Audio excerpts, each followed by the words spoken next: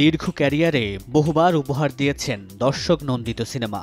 সমালোচক আর সিনেপ্রেমীদের মন জয় করলেও ছিল আক্ষেপ। হাতে ওঠেনি চলচ্চিত্র দুনিয়ার সবচেয়ে কাঙ্ক্ষিত পুরস্কার অস্কার।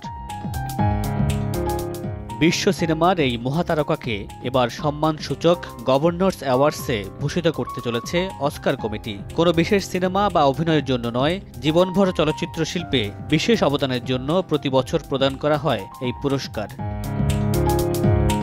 অস্কার কমিটি এক বিবৃতিতে জানিয়েছেন, সারা বিশ্বের নির্মাতা থেকে শুরু করে স্ট্যান্টম্যান সবাইকে অনুপ্রাণিত করেছেন টম ক্রুজ।